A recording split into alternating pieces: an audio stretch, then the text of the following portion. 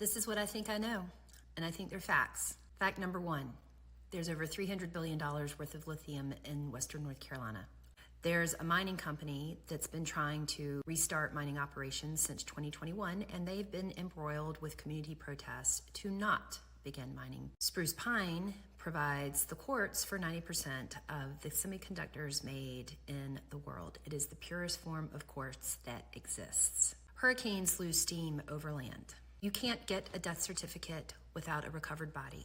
If you don't have a recovered body, it takes 7 years to get said death certificate. Without a death certificate, it is difficult to establish the transfer of assets. People on the top of mountains like at Lake Lure were airlifted out and told that they couldn't get back in for at least a year. That's a lot of time to explore the area if someone were interested in doing so. U.S. military uses the mountains of North Carolina regularly as a training ground for troops. Apparently is very similar to the mountainous region of Afghanistan, so our military is quite familiar with the terrain and the land in Western North Carolina.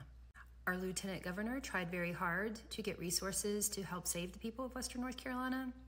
Our governor wasn't to be found for 3 days into the disaster. And then there's this. This woman from Kentucky had a warning for the people of Western North Carolina. I'm from Cadiz, Kentucky. I'm there on the tip where the water is, and this hurricane situation going on just brings the memories of the stories my grandparents told me about Golden Pond, Kentucky. My family lived there. They were pushed out of there. JFK signed a bill and land grabbed Golden Pond. My grandparents told me when the water had went down a little bit, it was just like Helene. The water come at such a force, it split the land. They were pulling the bodies from the roofs because people had nowhere to go, and they had to get up on that roof to save themselves, and they starved to death.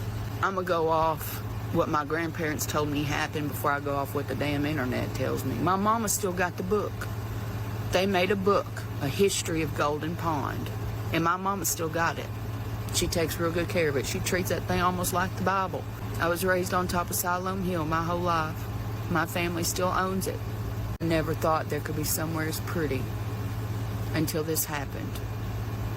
And watching them mules and them horses walking through them trees. I even messaged my mom. I said, Mom, I never thought there'd be anywhere pretty as where we're from until I saw them mules walking through them hills. And to think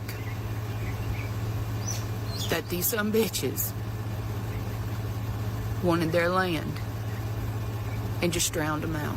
And y'all think that hurricane came in and did all that. The dam broke. That's what happened.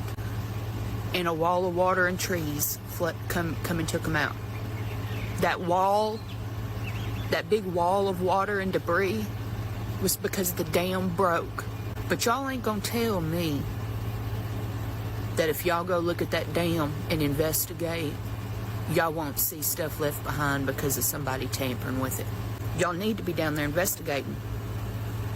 Y'all need to get on your four-wheelers and your horses. You need to go to that dam, and you need to investigate it now. Because the second them some bitches get down there and they're able to remove shit, you'll never have the proof. Y'all need to load up and go help the people who are still at home. Because the second the government gets through them trees, they're going to be taking people's property. And people are going to need help. They're going to need help fighting for their land. It's absolutely gut-wrenching to witness. The dams of North Carolina, according to an official report, were in need of much repair and maintenance, but I couldn't find anything specifically about this until a couple days ago. The city of Asheville has known since 2004 that the dam at the North Fork Reservoir was decrepit and inadequate and a lethal danger under flood conditions. They had 20 years to fix it. When the moment of the test arrived, they told us that they had no choice but to open the floodgates and let the water sweep away lives and homes and futures in the Swannanoa River Valley. And then there was this.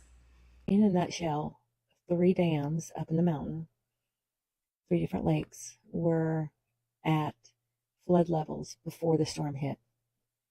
And they had to open the floodgates in order for the dams not to break. Because if the dams would have broken it would have wiped the bulk of that part of North Carolina and Tennessee off the map. They said the water came down so hard and so fast in that holler. And it was so deep, 30 to 40 feet deep,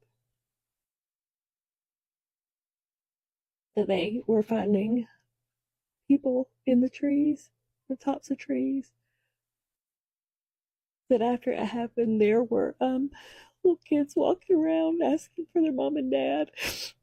And I don't think what the rest of the country doesn't understand is there are hollers like that all over western North Carolina, eastern Tennessee, Virginia. Whole communities of people just wiped off the map.